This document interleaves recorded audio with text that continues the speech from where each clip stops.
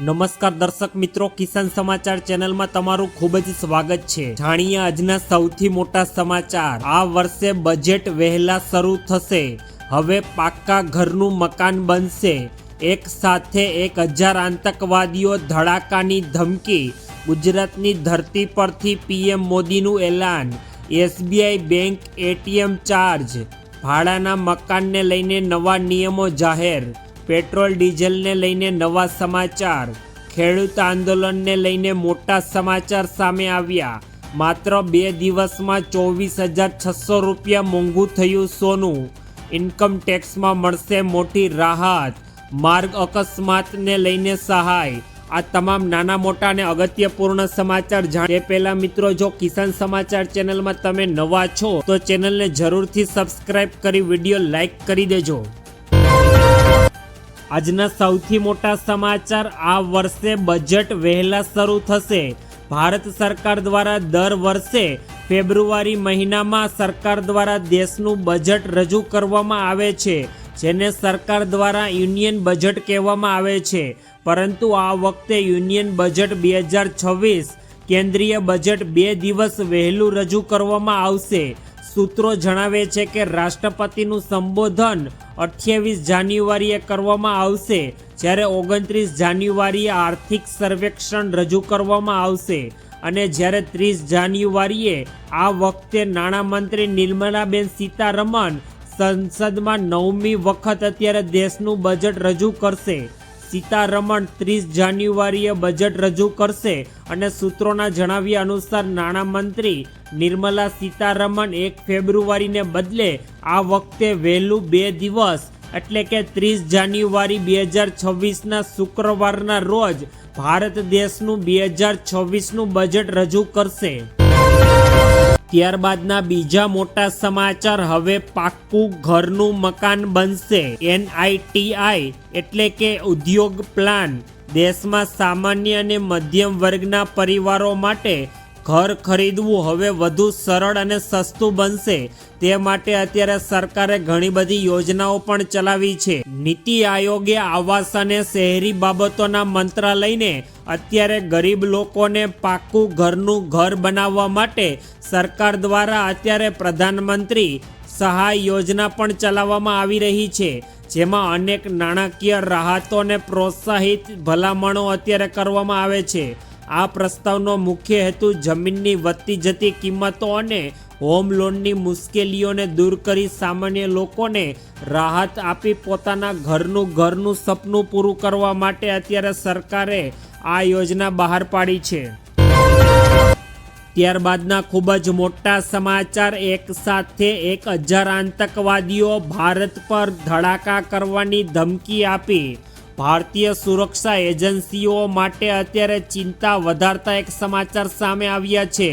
UN દ્વારા પ્રતિબંધિત કુખ્યાત આતંકવાદી સંગઠન એવા જૈશ-એ મોહમ્મદના વડા અને ભારતના મોસ્ટ વોન્ટેડ આતંકી મસૂદ અઝહરે ફરી એકવાર સક્રિય થયો હોય તેવું લાગી રહ્યું છે।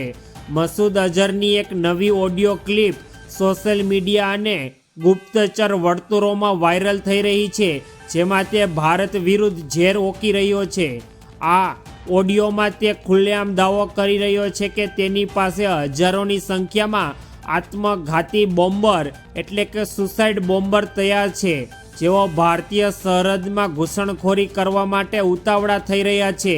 સંખ્યા જાણીને દુનિયા ચોંકી જશે। તેઓએ કહ્યું કે 1-2 નહીં પરંતુ 1000થી પણ વધુ લોકો અત્યારે ભારતના વિવિધ શહેરોમાં બોમ્બ બ્લાસ્ટ કરવા માટે અત્યારે વાયરલ છે। વાયરલ થયેલી આ ઓડિયો ક્લિપ મસૂદ અઝહરનો અવાજ સ્પષ્ટપણે અત્યારે સાંભળી શકાય છે અને તે દાવો કરી રહ્યો છે કે તેઓની પાસે 1-2 નહીં માત્ર ગણતરી પણ ન કરી શકાય એટલે કે 1000થી પણ વધુ આતંકવાદીઓ અત્યારે તેઓના હુમલાખોર કરવા માટે તૈયાર છે। ત્યારબાદના ખૂબ જ મહત્વપૂર્ણ સમાચાર। ગુજરાતની ધરતી પરથી પીએમ નરેન્દ્ર મોદીનું મોટું એલાન। વડાપ્રધાને પોતાના જૂના દિવસોને યાદ કરતા કહ્યું કે એક સમયે મેં કહ્યું હતું કે હું જોઈ શકું છું કે રાજકોટ, મોરબી અને જામનગર એક ત્રિકોણ મિની જાપાન બનશે। ત્યારે મારી મજાક ઉડાવવામાં આવી હતી, પરંતુ આજે હું મારી આંખોની સામે તે હકીકત જોઈ રહ્યો છે. તેમણે ઉમેર્યું કે રાજકોટમાં જ 2.5 લાખ MSME છે અને અહીં હવે રોકેટ તથા એરોપ્લેનના પાર્ટ્સ પણ બની રહ્યા છે. આ વિસ્તાર આત્મનિર્ભર ભારતનું ગ્રોથ એન્જિન બની ગયું છે. PM મોદીએ કહ્યું કે ભારત ઝડપથી વિશ્વની ત્રીજી સૌથી મોટી અર્થવ્યવસ્થા બનવા તરફ આગળ વધી રહ્યું છે. આવી રહેલા ડેટા સ્પષ્ટપણે દર્શાવે છે કે ભારત પાસે વિશ્વની અપેક્ષાઓ સતત વધી રહી છે. ભારત વિશ્વની સૌથી ઝડપથી વિકસિત અર્થવ્યવસ્થા છે અને છેલ્લા 2 દાયકામાં વાઇબ્રન્ટ ગુજરાત સમિટ સતત કંઈક નવું અને ખાસ આપ્યું છે. વાઇબ્રન્ટ ગુજરાતનું આ પ્રાદેશિક સમિટ તેનું ઉદાહરણ પણ બની ગયું છે અને આ સમિટ ગુજરાતની પ્રાદેશિક સંભાવનાઓ પર ધ્યાન કેન્દ્રિત કરીને આગળ વધી રહી છે. ત્યારબાદના મોટા સમાચાર SBI બેંક ATM ચાર્જને લઈને મોટા સમાચાર. વિડ્રોલ ચાર્જ એટલે કે બેંકમાંથી જે પૈસા ઉપાડવા માટે જે ચાર્જ લાગતો હોય તે SBIએ જણાવ્યું હતું કે આ વધારો ઇન્ટરચેન્જ ફીમાં વધારો થવાને કારણે થયો છે. એટલે કે બેંકની એકબીજાની પરસ્પર સાકળમાં જે ફી વધારો થયો છે તેના કારણે અત્યારે બેંકે વિડ્રોલ ચાર્જમાં વધારો કર્યો છે. નોંધનીય છે કે SBIએ અગાઉ ફેબ્રુઆરી 2025માં ATM ટ્રાન્ઝેક્શન ફીમાં વધારો કર્યો હતો. નવા દર 1 ડિસેમ્બર 2025થી લાગુ. SBIના જણાવ્યા મુજબ નવી ફી 1 ડિસેમ્બર 2025થી અમલમાં આવી છે. આ મુખ્યત્વે અન્ય બેંકોના ATMનો ઉપયોગ કરતા બચત અને પગાર ખાતાના ધારકો પર સીધી અસર પડશે. એટલે કે હવે તમે ATMમાં SBIના કાર્ડથી પૈસા ઉપાડો છો તો તમારે હવે જે ચાર્જ ચૂકવવો પડતો હતો તેમાં બેંકે વધારો કરી દીધો છે. ત્યારબાદના મોટા સમાચાર. ભાડાના મકાનને લઈને આવ્યા નવા નિયમો. શહેરોમાં ભાડા પર મકાનો આપવા હવે ખૂબ જ સામાન્ય બાબત બની ગઈ છે. ઘણા લોકો એવા છે કે જે ઘર ખરીદી શકતા નથી. આવા ઘણા પરિવારો હજુ પણ ભાડાના મકાનોમાં રહે છે. જો તમારી પાસે પણ ઘર છે અને તમે તેને ભાડે આપ્યું છે અથવા તો ભવિષ્યમાં તમારું ઘર ભાડે આપવા માંગો છો તો તેની ભાડા પર ઘર આપતા પહેલાં મકાન માલિકોએ કેટલીક બાબતોનું ધ્યાન રાખવું જોઈએ. તમારે હંમેશા ભાડુઆત પાસેથી કેટલાક દસ્તાવેજો લેવા જોઈએ. જેમ કે તમે 1 મહિનાનું એડવાન્સ ભાડું લઈ શકો છો, પરંતુ જ્યારે તમે 6 મહિનાથી વધુ એડવાન્સ ભાડું માંગો તો ભાડુઆત અત્યારે મકાન માલિકની શિકાયત કરી શકે છે અને ભાડુઆત જો કોઈ પણ વસ્તુનો ઘરમાં બગાડ કરે તો તે તેના પૈસાથી મકાન માલિકને કરી દેવું પડશે તેવો પણ સરકારે અત્યારે નિયમ બહાર પાડ્યો છે. ત્યારબાદના મોટા સમાચાર. પેટ્રોલ ડીઝલના નવા સમાચાર સામે આવ્યા છે. કેન્દ્રીય બજેટ આવવાનું હવે ખૂબ જ નજદીક છે, પરંતુ તે પહેલાં વાહન ચાલકો માટે અત્યારે ખૂબ જ ચિંતાજનક સમાચાર સામે આવ્યા.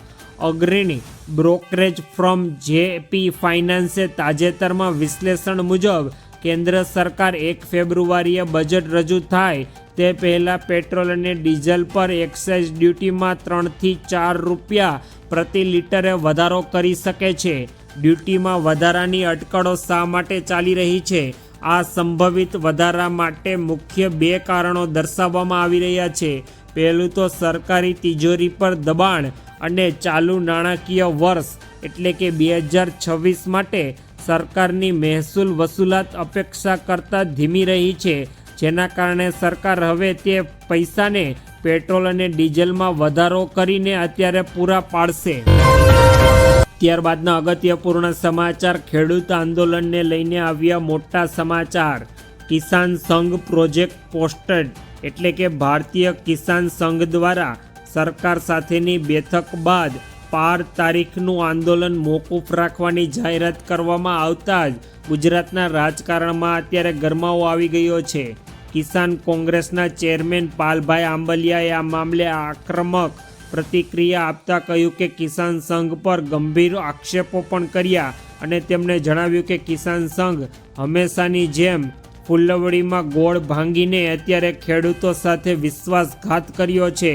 જ્યારે ખેડૂતો પાસે અત્યારે કોઈ પણ વિકલ્પ નહોતો ત્યારે કિસાન સંઘ દ્વારા તેઓને મોટા મોટા રસ્તાઓ બતાવવામાં આવ્યા અને આંદોલનની વાતોમાં તેઓને ફોલાવી લેવામાં આવ્યા, પરંતુ સરકારે અત્યારે તેઓની પાસે ઝાડ ફેંકી અને તેમાં કિસાન સંઘ આવી ગયું છે અને તેઓએ અત્યારે સરકાર સામે જે 28 માંગણીઓ રજૂ કરી હતી તે હવે 12 માંગણીઓ સ્વીકારીને આંદોલન બંધ કરવા માટે રાજી થઈ ગયા છે। ત્યારબાદના અગત્યપૂર્ણ સમાચાર, માત્ર 2 દિવસમાં 24,600 રૂપિયા મોંઘું થઈ ગયું સોનું। સોના અને ચાંદીના ભાવમાં ફરી એકવાર મોટો જબરદસ્ત ઉછાળો આવ્યો છે। છેલ્લા 2 દિવસમાં 24 કેરેટ ગ્રામ સોનાના ભાવમાં પ્રતિ 100 ગ્રામ દીઠ 24,600 રૂપિયાનો વધારો આવ્યો છે અને 10 ગ્રામ દીઠ 2,460 રૂપિયાનો વધારો આવ્યો છે।